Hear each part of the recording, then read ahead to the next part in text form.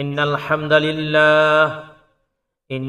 لله نحمده ونستعينه ونستغفره ونؤمن به ونتوكل عليه ونعوذ بالله من شرور أنفسنا ومن سيئات أعمالنا من يهده الله فلا مضل له ومن يضلل فلا هادي له وأشهد أن لا إله إلا الله وحده لا شريك له وأشهد أن محمدًا عبده ورسوله أرسله بالحق بشيرا ونذيرا فقد قال الله تعالى في كلام المجيد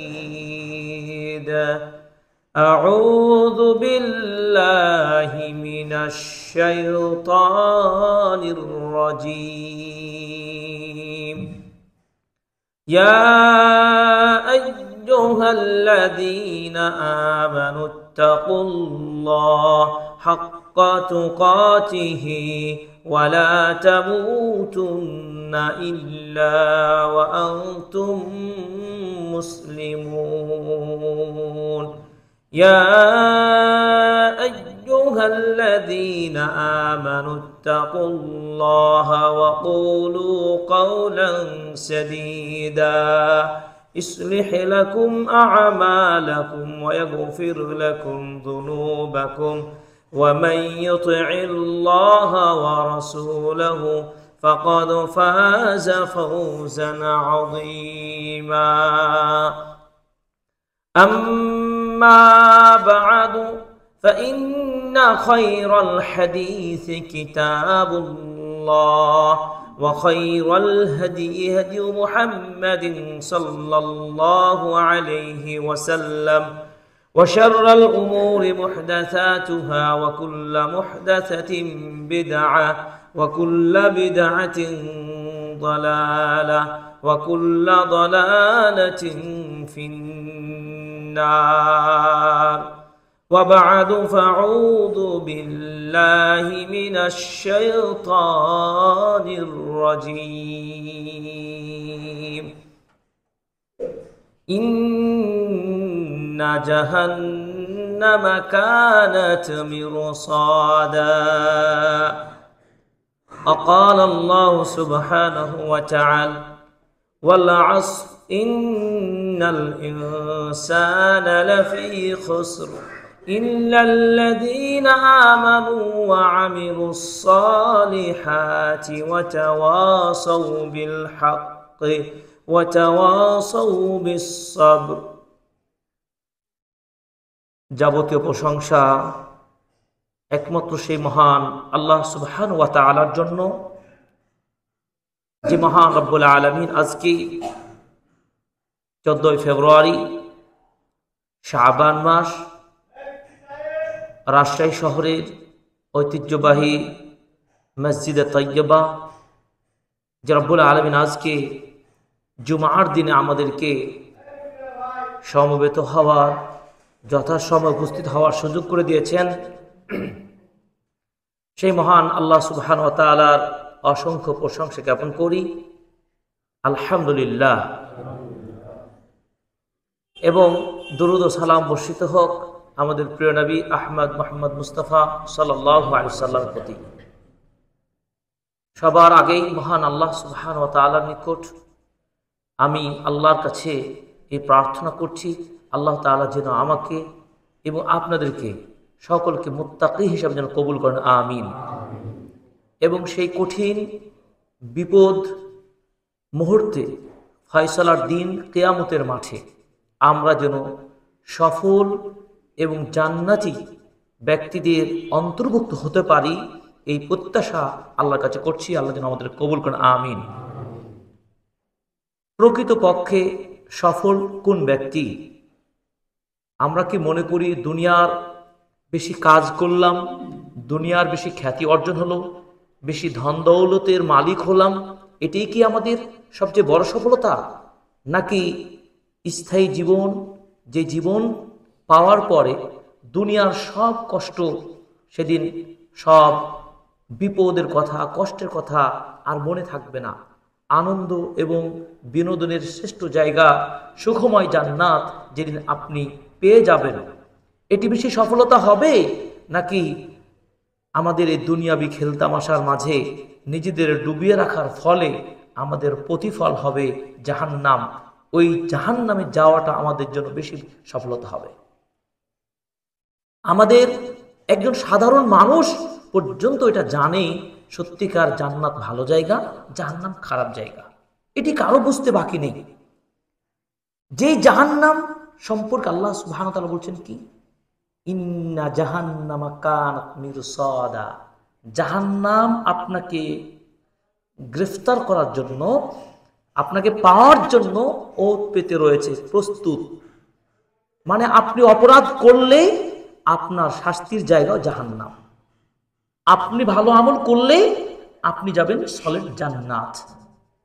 সাহাবীগণ এত বেশি আমল করতেন, তারা প্রিয় নবী সাল্লাল্লাহু আলাইহি সাল্লামকে সরাসরি দেখেছেন, তারা তাদের সময় ওহী নাজিল হয়েছেন, এর পরেও তারা পরকালের কথা শুনলে চোখ দিয়ে ঝরঝর করে কান্না আসতো।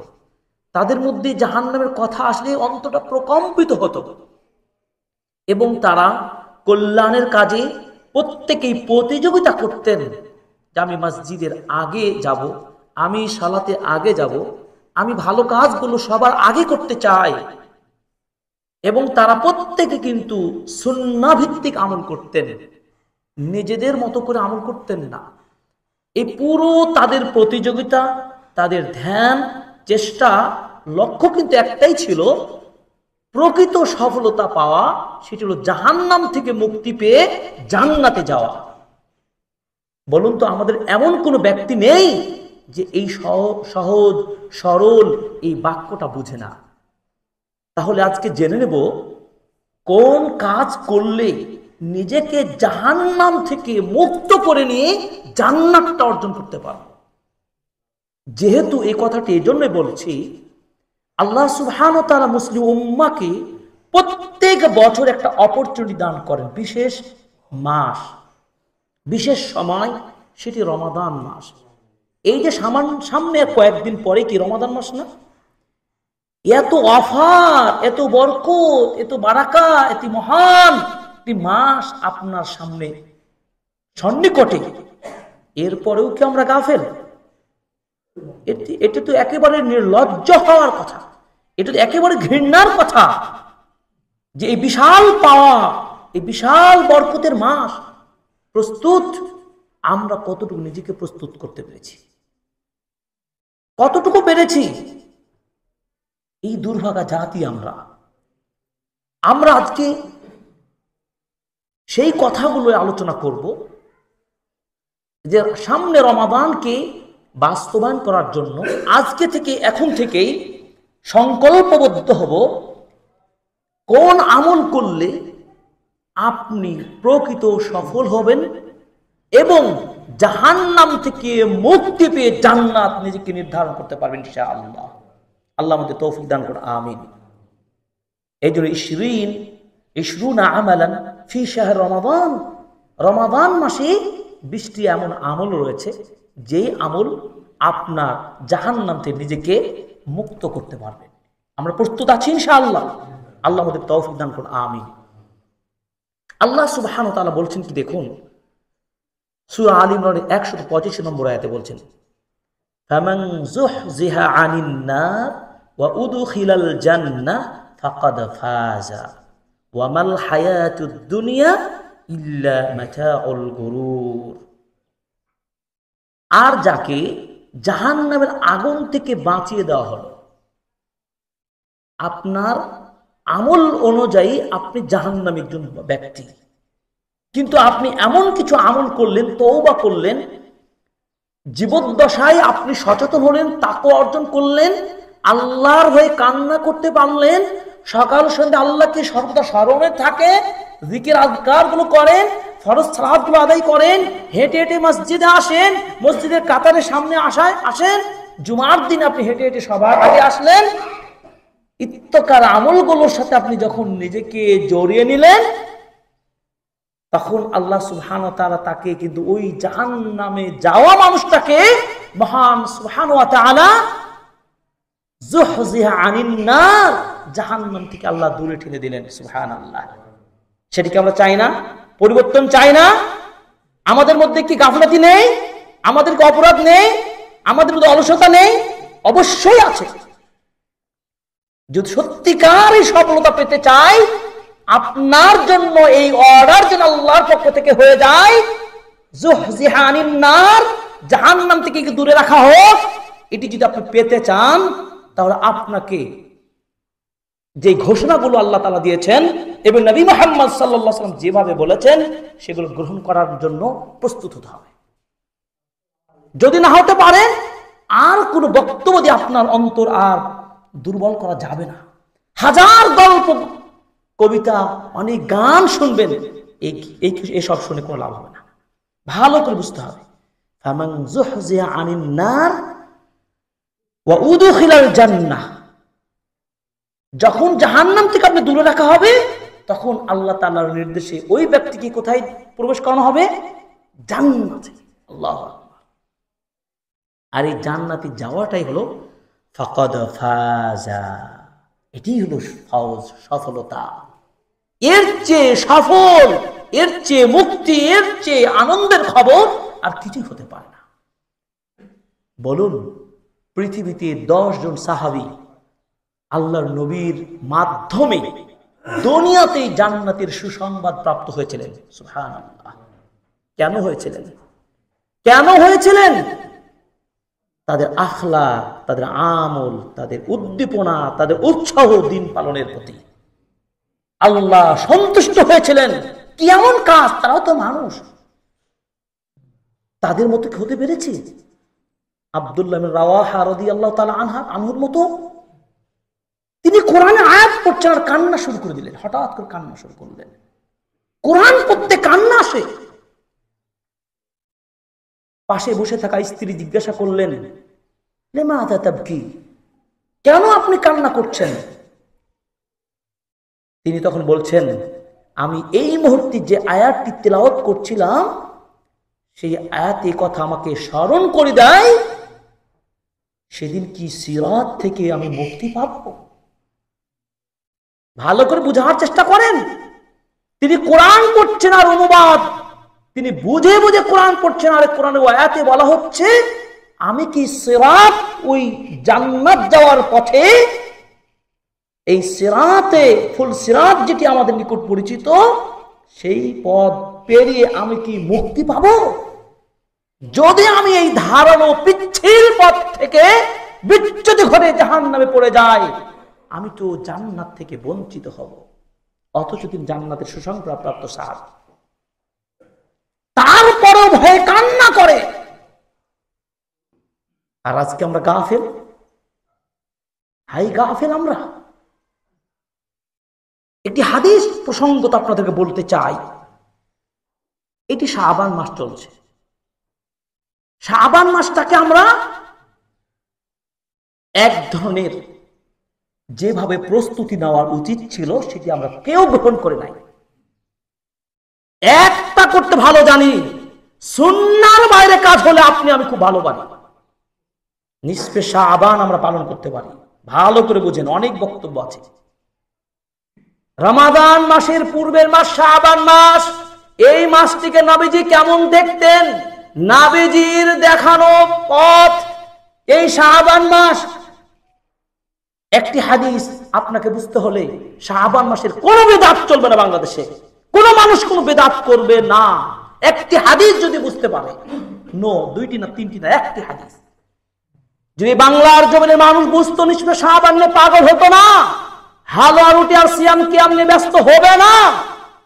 সে হাদিসটি কি? উসামা বিন যায়েদ রাদিয়াল্লাহু তাআলা আনহু রাসূল সাল্লাল্লাহু আলাইহি সাল্লামকে জিজ্ঞাসা করে বলছেন, ইয়া রাসূলুল্লাহ, লাম আরাকা তাসুমু শাহরান মিনাশ শুহুর মিম্মা তাসুমু মিন শাবান।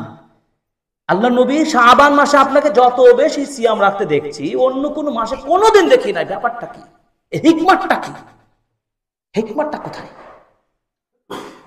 তার মানে কি বুঝলাম? রমাদানের পরে সবচেয়ে বেশি নফল সিয়াম রেখেছেন কোন মাসে?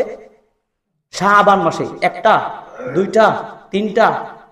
অন্য হাদিসে মা আয়েশা রাদিয়াল্লাহু তাআলা বলছেন ইল্লা ইসনাইন হাকাদা, 2 বা 3 দিন বাদ দিয়ে সিংহভাগ তিনি কি করতেন? সিয়াম রাখতেন। সুবহানাল্লাহ। একদিন রাখতেন। শবে বরাতের নামে যেটি প্রচলিত হয়ে যাচ্ছে আমাদের সমাজে, শিক্ষিত মানুষকে বুঝতে হবে, নবীজিকে ভালোবাসবেন না, মানুষের তৈরি করা বিধান ভালোবাসবেন।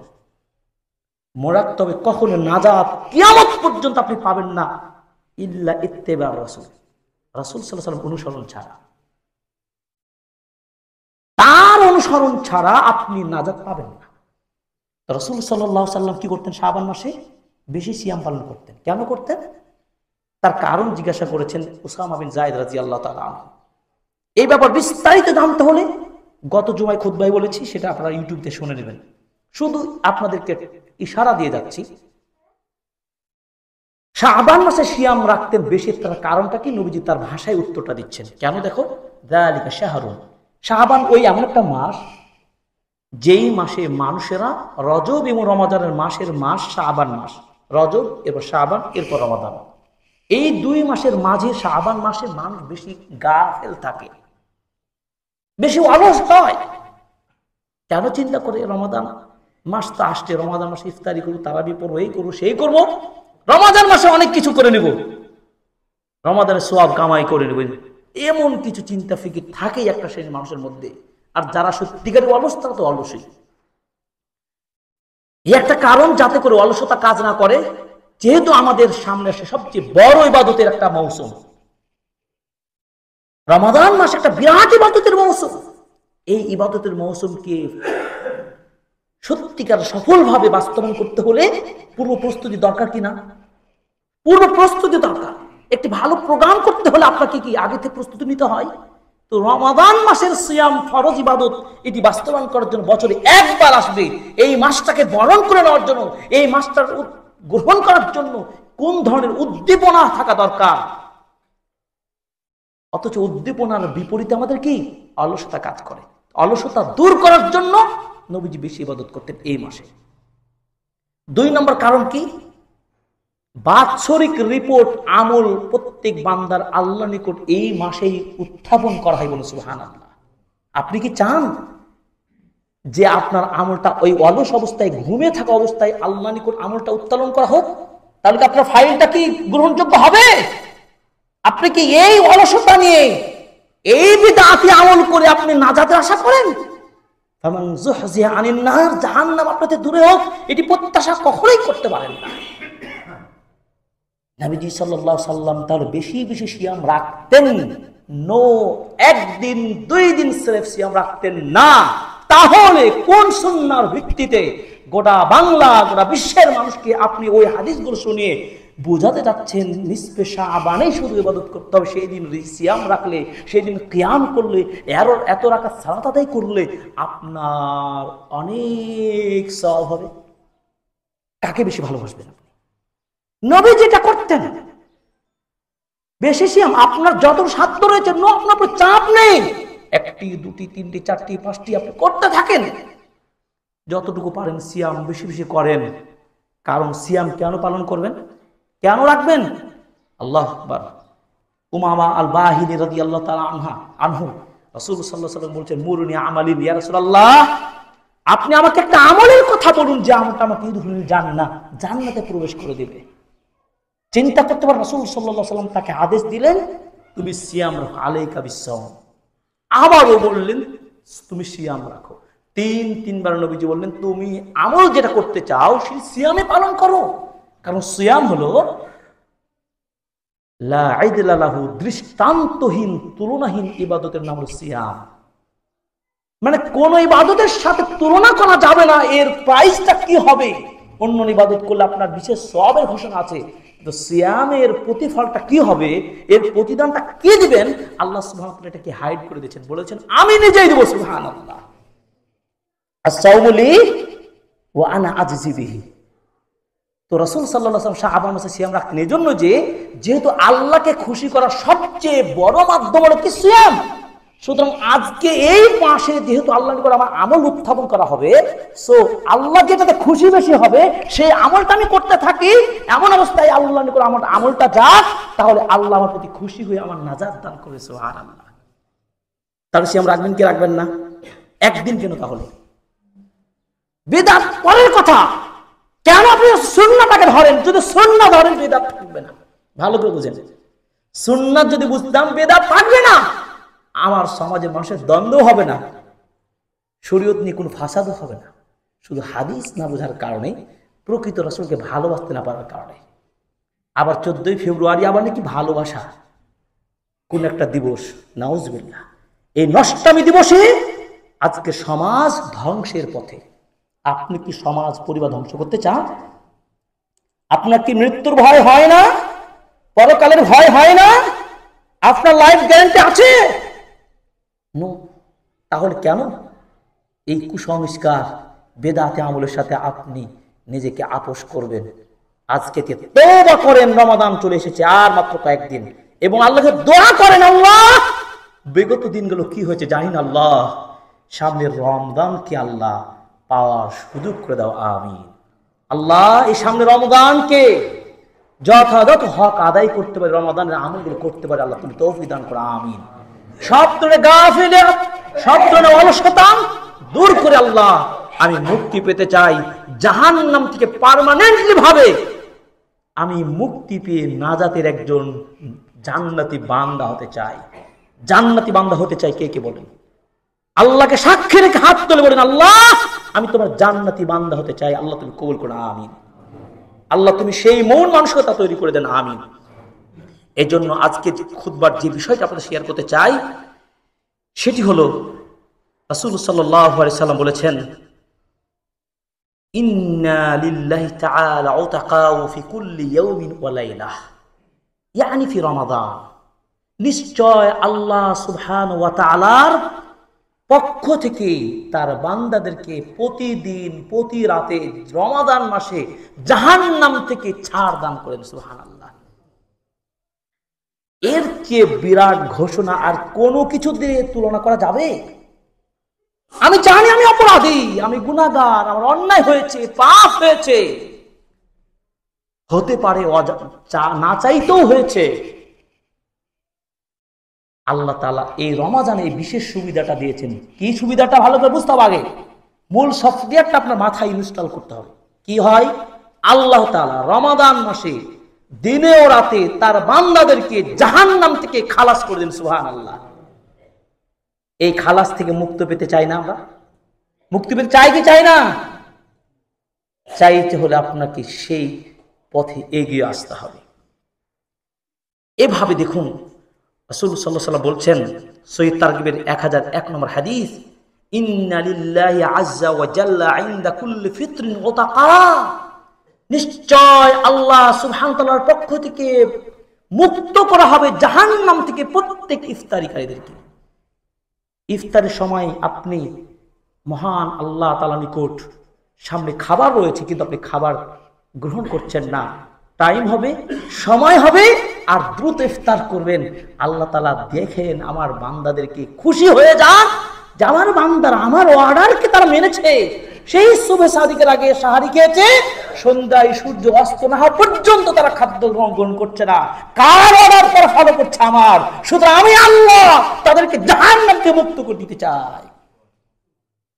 কিন্তু প্রশ্ন আছে, মানুষ মাত্র দেখানোর জন্য ইফতার নিয়ে বসে থাকবেন আর অন্যান্য উপকরণ ইবাদত গুলো করবেন না, তা কিন্তু হবে না।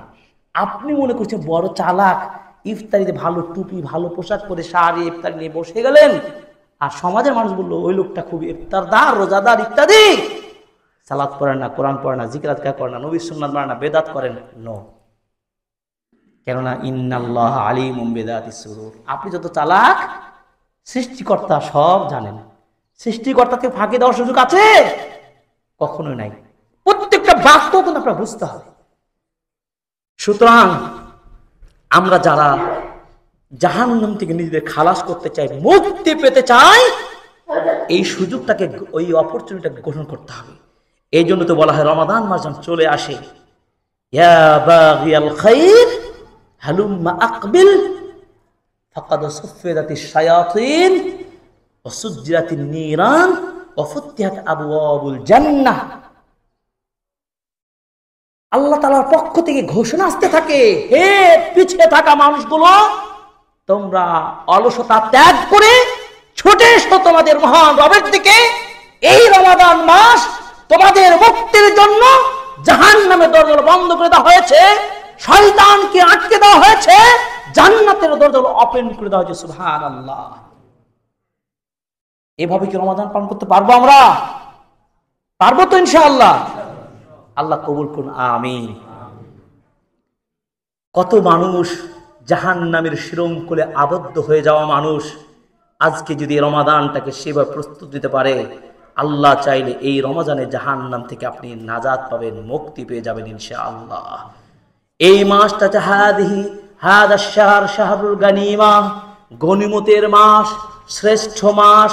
এই গুরুত্বপূর্ণ মাসটাকে গনিমত হিসাবে গ্রহণ করতে হবে।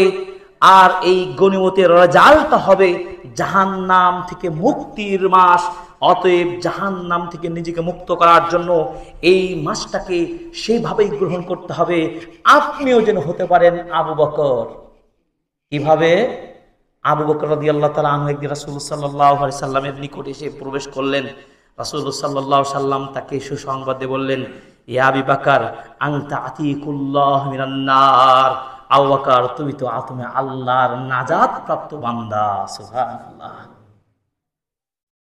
নবীর ভাষায় আবু বকর রাদিয়াল্লাহু তাআলা আনহু সরাসরি আতিকুল্লাহ, আল্লাহর বান্দা, মনোনীত বান্দা, যে বান্দা জাহান্নাম থেকে একেবারে মুক্ত। সুবহানাল্লাহ। কেন? আবু বকরের আখলাক, আদব, ভালোবাসা, মহব্বত আপনার শিক্ষা দিতে হবে।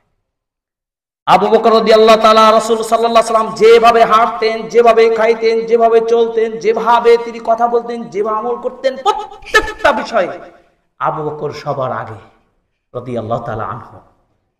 আবু বকর রাদিয়াল্লাহু কত বড় মাপের অভিভাবক ছিলেন নবীজির।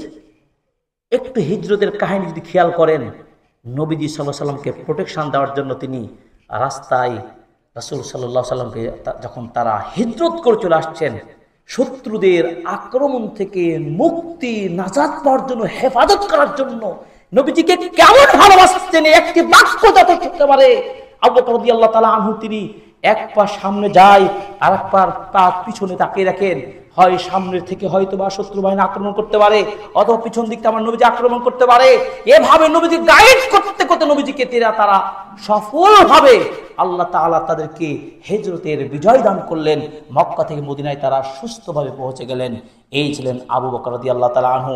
আবু বকর রাদিয়াল্লাহু তাআলা তার অর্থ সম্পদ নিয়ে নবীজিকে কিভাবে তিনি পার করে দিলেন, তার যতটুকু সামর্থ্য ছিল সকল সামর্থ্য তিনি বিসর্জন দিলেন।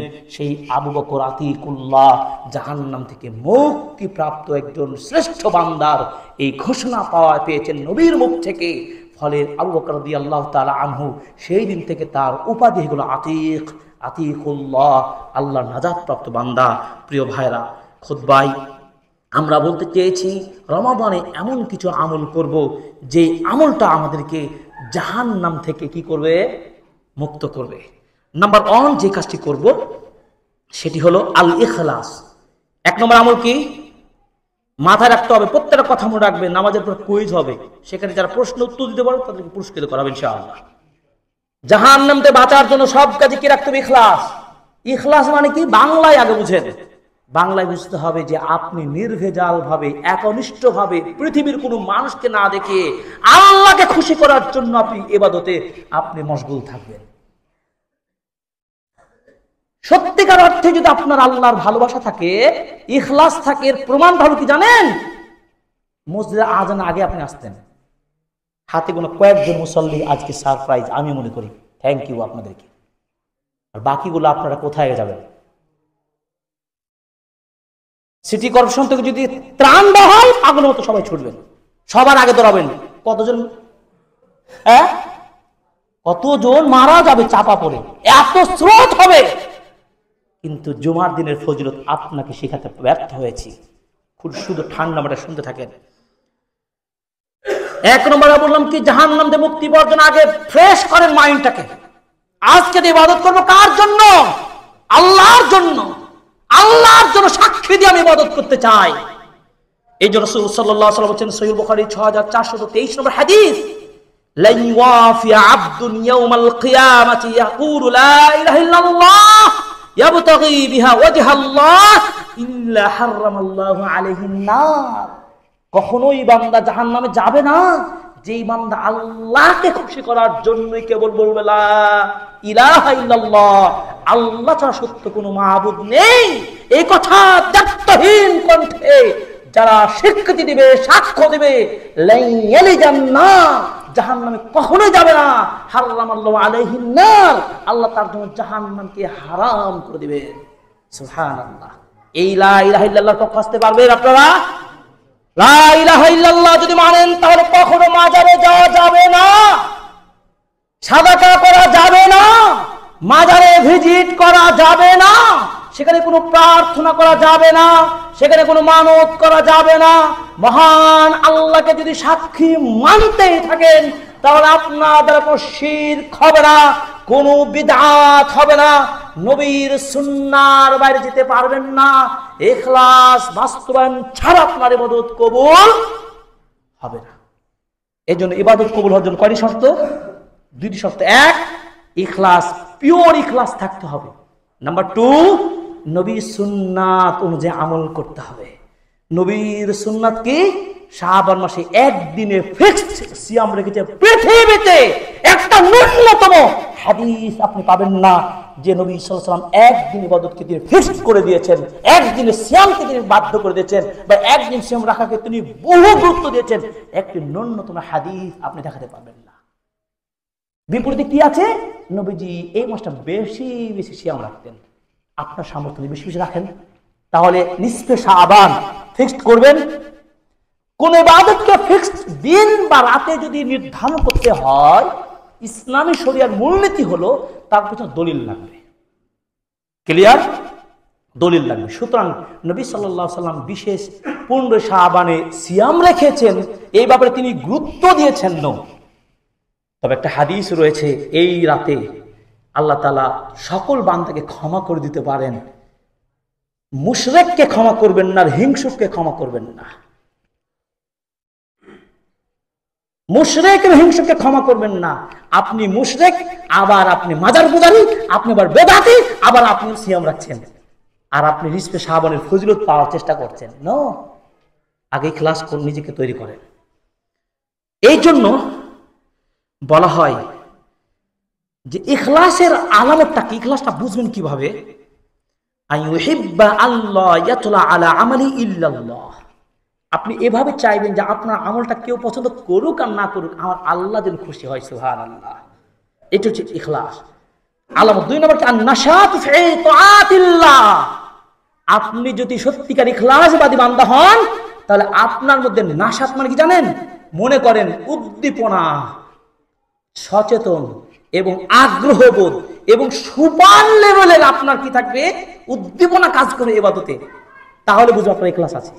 আজকে থেকে দেখবেন আপনার অন্তর যদি চার্জিংটা বাড়ে আর কম হয়, যদি মনে হয় আজকের খুতবা শুনলাম সত্যিকার আমি কতটুকু আমার আমলের গতিটা বাড়াতে পেরেছি, কতটুকু নিজেকে রমাদানের প্রস্তুতি নিতে পেরেছি, যদি বুঝতে পারেন, আপডেট হয়, তাহলে বুঝো আপনার ইখলাসের কাজ হয়েছে। নাহলে আপনার খুতবা কাজে লাগেনি, আপনি কিছু বুঝেন নাই। আল্লাহ তাআলা আমাদেরকে মুখলিস বান্দা হওয়ার তৌফিক দান করুন, আমিন। এই জন্য আবু বকর সিদ্দিক রাদিয়াল্লাহু তাআলা আনহু তিনি বলেন, আমি ঘুমাই না। তার মানে ঘুমাই না মানে সাধারণ মানুষ যেভাবে আরামের ঘুম পাগলের মতো ঘুমিয়ে পড়ে, ইবাদত বান্দিগি করে না, আবু বকর রাদিয়াল্লাহু তাআলা বলেন, না, দুনিয়ার সামান্য কষ্ট যদি করতে না পারি, জাহান্নামের কষ্ট কত বেশি হবে চিন্তা করেছেন? দুনিয়ায় যে খেলতামাশার জন্য যে একটু কষ্ট করেন, পরকালে সুখময় জান্নাত পাবেন। এই দুনিয়ার কষ্টের চেয়ে পরকালের জাহান্নামের কবরের কষ্ট কত বেশি, তুলনা করা যাবে না। যদি বিশ্বাস না হয়, যখন দুর্যোগ আসে তখন সবাই আল্লাহ আল্লাহ শুরু করে দিয়েছে। এই গত 2019-20 সালের দিকে যে করোনা ভাইরাস আসলো, কত মানুষ মসজিদ মুখী হয়েছিল? হয়নি? কত বেনামাজি নামাজি হয়েছে, কত মানুষ তারা খারাপ কাজ ছেড়ে দিয়ে মুসলমানের বাচ্চা হয়েছে, আবার স্বাভাবিক হয়ে গেছে, আবার আল্লাহকে আবার ছেড়ে দিয়েছেন। আল্লাহ আমাদের হেফাজত করুন, আমিন। প্রিয় ভাইরা, 2 নম্বর যে আমলটি করবেন সেটি হচ্ছে তাকবীরাতুল ইহরামের সাথে সালাত আদায় করুন। আজকে থেকে নিয়ত করে ফেলেন। কিভাবে? ইমাম সাহেব যখন আজান দিবে তখন সব কাজ ছেড়ে দিবেন, কোনো কথা চলবে না, যতই গুরুত্বপূর্ণ কাজ হোক। আল্লাহ আমাদেরকে তৌফিক দান করুন, আমিন। আমাকে আপনাদের সকলকে দান করুন, আমিন। কোনো কাজ করবেন না, কোন হোটেল পাশারে যা কাজ করেন, পেশা শিক্ষাগত যা করেন, আজান হচ্ছে সব অফ। সৌদি আরবে যান আপনি, যেগুলো মানে মহল, মানে বাণিজ্যিক কেন্দ্র, যেগুলো বাজার মার্কেট, আপনি নিজে যে দেখে আসুন, আজান হলে আপনি যতই টাকার দামের মাল ক্রয় করেন, ক্লোজ বাদাস সালাহ, সরাসরি বলবেন নামাজের পর। আমাদের দেশে ব্যবসায়িক এরকম আছে না? আপনি আছেন, আপনি তো তাড়া করবেন বেশি, ভাই দিয়ে দেন, একটু দিলে কি হবে, তাই বলবেন না? সৌদি আরব যান, ঘুরে আসেন। দীর্ঘ প্রায় 4.5 বছর থেকে আসলাম। আমিও মনে করেছি বাঙালি তো একটু দেন হয়ে যাবে, নামটা ধরবো। নো বাদাস সালাহ, তাতে আপনার ট্রেন ছুটুক আর বিমান ছুটুক, বুঝেছেন? সময়ের মধ্যে কাজ করতে হবে। আল্লাহ তাআলা বলেছেন, ইন্নাস সালাতা কানাত আলাল মুমিনিনা কিতাবাম মাওকুতা। আল্লাহ 5 ওয়াক্ত সালাত ফরজ করে দিয়েছেন সময়ের সাথে। অতএব সময়কে এলোমেলো করে সালাত আদায় করবেন, আল্লাহ খুশি করতে তা হবে না। একজন সচিবের দরবারে যদি অফিসে যান, অফিস মেনটেন করতে পারেন। আমরা যা চাকরি করি প্রতিষ্ঠানে টাইম মেনটেন করতে পারি, মহান আল্লাহর যে দেওয়ার টাইম আপনি কেন মেনটেন করবেন না? আপনি কাকে ফাঁকি দিতে চান? আর জান্নাত পেতে চান? অসম্ভব। জান্নাত এত সহজ নয়। জান্নাত পাওয়ার জন্য আপনাকে বিশেষ বিশেষ চেষ্টায় আপনাকে আত্মনিয়োগ করতে হবে। রাসূল সাল্লাল্লাহু আলাইহি ওয়াসাল্লাম বলেছেন, তিরমিজি হাদিস 241 নম্বর হাদিস, মান সাল্লা লিল্লাহি 40 ইয়াওমান ফি জামাআতিন ইদরিকুত তাকবীরাতুল উলা। যে ব্যক্তি 40 দিন টানা তাকবীরে উলার সাথে নামাজ পড়তে পারবে, কয়দিন? 40 দিন।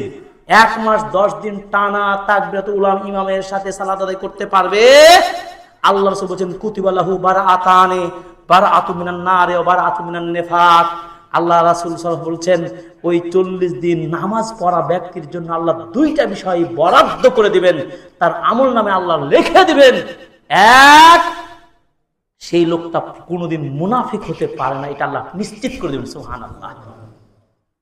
নাম্বার 2, তাকে জাহান্নাম থেকে আল্লাহ মুক্ত করে দিবেন, সুবহানাল্লাহ। পারবেন না? এর চেয়ে কি অফার নিতে চান আপনি বলেন? যদি বিশ্বাস না হয়, আপনার ঈমান নাই, নো ঈমান না, আপনার শুধু নাম কষ্টে মুসলিম নাম দিয়ে কোনো লাভ নেই। অতএব প্রিয় ভাইরা, আপনাদেরকে এত শক্ত করে বলার পিছনে একটি কারণ, প্রিয় ভাইরা, আসুন জান্নাতের পথে। আমার একটি মেসেজ আপনাদের কাছে, আসুন জান্নাতের পথে। দল মত নির্বিশেষে যে যেখানে যা পারেন করেন, সেটা আপনার ব্যক্তিগত ব্যাপার। আমার আহ্বান হচ্ছে, আসুন জান্নাতের পথে। কি একমত আপনারা? আপনাকে রাখবো জান্নাতের পথে। জান্নাতের প্রকল্পগুলো হাতে নিয়ে কাজ করুন, যদিও ছোট কাজ হোক। ছোট্ট ছোট্ট করে কাজগুলো করতে হলে একদিন অনেক বড় হয়ে যাবে।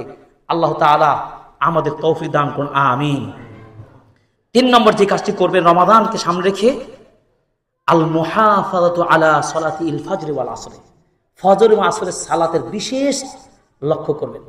ফজরে ঠান্ডা, কিভাবে উঠবো? কষ্ট না হলে তো আপনি এই সফলতা পাবেন না। আসরের সালাতে এটাও গাফলতির সময়, এটাকেও আপনি ছাড় দিবেন না। এই যে রাসূল সাল্লাল্লাহু আলাইহি ওয়াসাল্লাম হাদিস শুনুন, সহিহ মুসলিমের 634 নম্বর হাদিস, লাইয়ালি জান্নার আহাদুন সাল্লা ক্বাবলা তুলুইল শামস ওয়া ক্বাবলা গুরুবিহা। সূর্য উদিত হওয়ার আগেই যারা ফজরের সালাতটা আদায় করে নিতে পারলো এবং সূর্য অস্ত যাওয়ার আগেই টাইম মতো আসরের সালাত আদায় করতে পারলো, এই বান্দা কখনোই জাহান্নামে যাবেই না। পারবো না আমরা? জাহান্নাম তো বাঁচতে চেয়েছেন। রাসূল সাল্লাল্লাহু আলাইহি ওয়াসাল্লাম বলেছেন, রাকাআতাল ফজরে খায়রুম মিনাদ দুনিয়া মা ফিহা। ফজরের 2 রাকাত সালাতের মর্যাদা আসমান জমিনে যত সম্পদ রয়েছে এর চেয়েও দামি, সুবহানাল্লাহ। অতএব আপনারা এই 2 ওয়াক্ত সালাতের উপর বিশেষ আপনারা মর্যাদার সাথে লক্ষ্যের সাথে আদায় করবেন। 4 নম্বর হলো জোহরের নামাজের আগে ফরজ। জোহরের নামাজ আমরা পড়ি কয় রাকাত? সুন্নাত সহ 10 রাকাত সালাত আদায় করি। একটি হাদিসে বলা হচ্ছে, এই 10 রাকাত সালাতের মধ্যে অতিরিক্ত ফরজ 4 রাকাতের আগে আরো 4 রাকাত নফল এবং ফরজের পরে 2 রাকাত সুন্নাত তো পড়ি আমরা, আরো 4 রাকাত নফল যদি পড়তে পারেন নিয়মিত, যাদের সামর্থ্য আছে, সুযোগ আছে, চেষ্টা যারা ভালো কিছু পেতে চান, যদি আমলটা করতে পারেন, রাসূল সাল্লাল্লাহু আলাইহি ওয়াসাল্লাম বলছেন হারামাহুল্লাহু আলান নার, আল্লাহ এই ব্যক্তির জন্য জাহান্নামের আগুনকে হারাম করে দিবেন। সুবহানাল্লাহ। কি পারবেন না? চেষ্টা করব আমরা। 5 নম্বর করব কি? আল বুকাউ মিন খাশিয়াতিল্লাহ। আর যাব না, 20টা পয়েন্ট তো 5টা বলে শেষ করব। আল বুকাউ মিন খাশিয়াতিল্লাহ, আল্লাহর ভয়ে কান্না করা। কাঁদতে পারবো না? আল্লাহ পাথর কান্না করে দেয়, বিশাল পাহাড় ফেটে কান্না করতে পারে, কিন্তু মানুষের অন্তরটা এত শক্ত কেন? এত শক্ত কেন? একটা দিন যদি কান্না করতে পারেন, বছরে একদিন, একটা ফোঁটা, বেশি না। সুফিয়ান সাউরি রাহিমাহুল্লাহ বলছেন এই একটা ফোঁটাই হয়তো পারে যথেষ্ট হতে পারে জাহান্নাম থেকে মুক্তির কারণ। সুবহানাল্লাহ। রাসূল সাল্লাল্লাহু আলাইহি ওয়াসাল্লাম বলছেন, তিরমিজির 1633 নম্বর হাদিস, লা ইয়ালিজান নার রাজুলুন বাকা মিন খাশিয়াতিল্লাহ, ওই লোকটা জাহান্নাম যাবে না যে লোকটা আল্লাহর ভয়ে কান্না করতে পারে।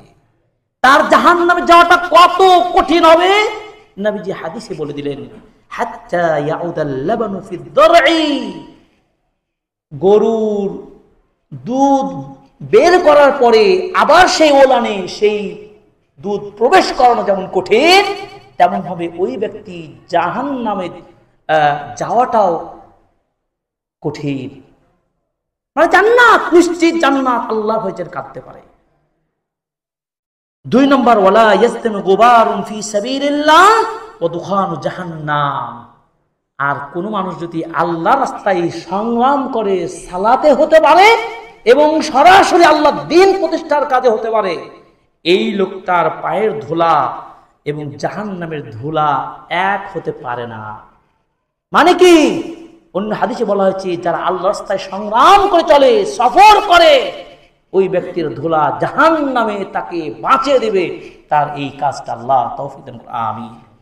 এর জন্য মাত্র একটি কান্না, দুমআ ওয়াহিদা মিন খাশিয়াতিল্লাহ, এই কান্না যদি করতে পারেন, অন্তরের পাপগুলো কান্নার পানি দিয়ে মুছে যেতে পারে। আল্লাহ তৌফিক দান করুন, আমিন।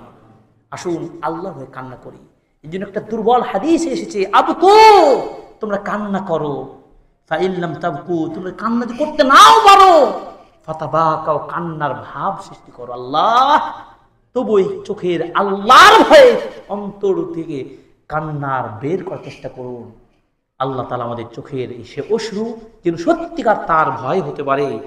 একটি কান্না আল্লাহ জাহান্নাম থেকে বাঁচার কারণ হতে পারে। প্রিয় ভাইরা, 6 নম্বর লাস্টে যে একটি আমল বলবো, 20টার মধ্যে একটা, সেটি জুমা সংশ্লিষ্ট। তাই রাসূল সাল্লাল্লাহু আলাইহি ওয়াসাল্লাম বলছেন, মসজিদের সামনে এগিয়ে আসা, সময় মতো এগিয়ে আসা, হেঁটে হেঁটে এগিয়ে আসা। কিন্তু এই জায়গাতে আমাদের ব্যর্থতা কোথায় জানেন? মাত্র 10 জন, 15 জন, 20 জন মুসল্লি, যারা সবাই শুনছেন আমার কথা, ওপরে, ছাদে, নিচে, বাইরে, ভাইরা একটু শুনবেন। রাসূল সাল্লাল্লাহু আলাইহি ওয়াসাল্লাম সাহাবীকে বলছেন, ইয়াজিদ বিন আবি মারইয়াম বলছেন, আমি হেঁটে হেঁটে মসজিদে যাচ্ছি জুমার দিনে। ভালো করে শুনুন, একটা হাদিস বলে শেষ সুন্দর খুতবা। প্রতিমধ্যে আমার সাথে আবায়া ইবনে রিফা ইবনে রাফি রাদিয়াল্লাহু তাআলা আনহুর সাথে সাক্ষাৎ হয়ে গেল। তিনি আমার হেঁটে হেঁটে মসজিদে যাওয়া দেখে লক্ষ্য করে তিনি বলছেন, আবশির, আপনি সুসংবাদ নিন। ইয়াজিদ বিন আবি মারইয়ামকে বলছেন, আপনাদের সুসংবাদ। কি সুসংবাদ? ফাইন্না খুতাকা হাদিহি ফি সাবিলিল্লাহ, এই যে আপনি যে হেঁটে হেঁটে মসজিদ আল্লাহর রাস্তায় আসছেন, এই ব্যাপারে আমি রাসূল সাল্লাল্লাহু আলাইহি ওয়াসাল্লামকে বলতে শুনেছি যে কি, মানিগবাররাত কদামাহু ফি সাবিলিল্লাহ, যার পাটা আল্লাহর রাস্তায় চলতে ধুলো মাটি লাগবে না, আল্লাহর রাস্তায় আপনি ধুলো মাটি লাগলো, একটা পরিবেশ, হারামুন আলান নার, তার জন্য জাহান্নাম হারাম। আর কিছু বুঝবেন? আচ্ছা, হেঁটে এসেছেন, আপনার মেনে নিলাম, খুব ভালো, কিন্তু আগে আসতে পারা তারা কি করবে? তারা কোন অপরাধ করলো যারা আগে আসলো? তারা অপরাধী না আপনারা অপরাধী? আজকে হাদিসটা শুনে নেন, আবু দাউদের 345 নম্বর হাদিস, মান গাসসালা ইয়াউমাল জুমআহ, জুমার দিনে যে সময় মতো গোসল করে নিল, নিজে করলো, তার পরিবার গোসল করলো, এরপর সকাল সকাল মানে আগে ভাগে সুম্মা বাক্কারা ওয়াবদাকারা, এরপর খুব আগে আগে আর্লি মসজিদে চলে আসতে পারলো। ওয়ামাশা, আমি হেঁটে হেঁটে আসলো। ওয়ালাম ইয়ারকাব, কোন আরোহী হয়েও আসে নাই, কোন গাড়ি প্লেন নিয়েও আসে নাই। পাড়া মহল্লার কথা, দূর থেকে আসলে ভিন্ন কথা। ওয়া দানা মিনাল ইমাম, ভালো করে শুনেন দূরের যারা ভাই রয়েছেন, দানা মিনাল ইমাম, এরপর ইমামের কাছাকাছি বসার জায়গাটা নিল। ওয়াস্তামা, খুতবা তিনি মনোযোগ দিয়ে শুনলেন। নাম্বার 3, ওয়াংসাতা, নিশ্চুপ ভাবে বক্তব্য শুনলেন। ওয়ালাম ইয়ালগা, কোনো কথা বলেন নাই। খুতবা অবস্থায় কোনো কথা বলা যাবে না, কাউকে একটু ইশারাও করা যাবে না, এতটা গুরুত্বপূর্ণ খুতবা। কোন দিকে আপনি মনোযোগ বাইরে রাখতে পারবেন না, এই হাদিস থেকে আপনাকে প্রমাণ করছে। খুব অ্যাক্টিভলি আপনাকে মনোযোগ দিয়ে বক্তব্য শুনতে হবে। তাহলে ওই লোকটা কি করলো? সকাল সকাল গোসল করলো, তাড়াতাড়ি মসজিদে আসলো, মসজিদে ইমামের পাশাপাশি বসলো, মনোযোগ দিয়ে খুতবা শুনলো, কোনো আওয়াজ কোনো কিছু করলো না। কানা লাহু বিকুল্লি খুতওয়াতিন ইয়াখতুহা মিন বাইতিহি ইলাল মসজিদ, নবীজি বলছেন ওই লোকটার বাড়ি থেকে মসজিদে আসা পর্যন্ত প্রত্যেকটা ধাপে ধাপে আল্লাহ তাআলা সওয়াব রেখেছেন। সুবহানাল্লাহ। এই আইডিয়া অনুযায়ী যদি না আসতে পারেন তাহলে কিন্তু উল্টো হবে না। আপনি বলেন আমিও তো লেট করে আসলাম, আমি তো হেঁটে হেঁটে আসলাম, আমি আপনার ব্যাপারে হাদিস জানি না, আমি হাদিসের শুধু অনুবাদ করছি।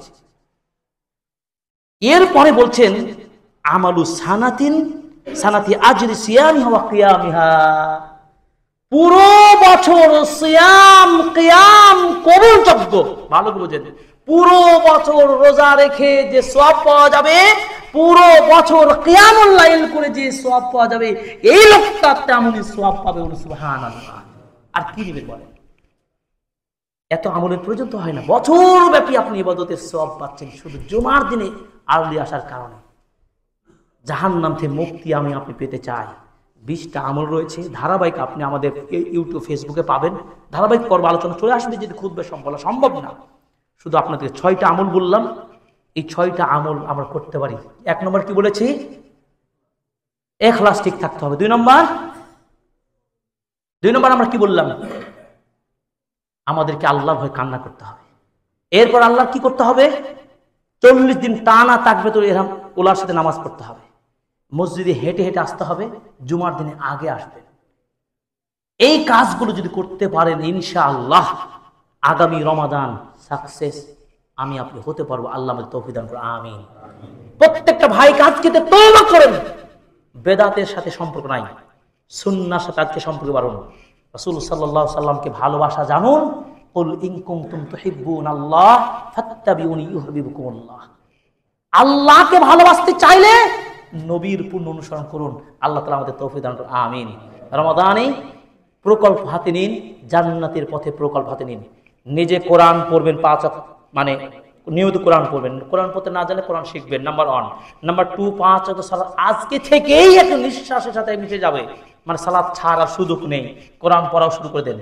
এরপরে জিকির আজকার আরো যে কথাগুলো বললাম, আর রাতে আল্লাহর ভয়ে কাঁদাকাটি করে কান্না করে একটু শুরু করে দেন। আল্লাহ তাআলা আমাদেরকে ইনশাআল্লাহ আগামীতে জাহান্নাম থেকে আমরা কোনোভাবে আমরা আল্লাহর কাছে যে কোনোভাবে আমাদের আমলগুলো আল্লাহ যেন কবুল করে নেবেন ইনশাআল্লাহ, সেই প্রত্যাশা করছি। জাহান্নাম থেকে মুক্তি হয়ে আমরা নাজাত পাবো। আল্লাহ আমাদের তৌফিক দান করুন, আমিন।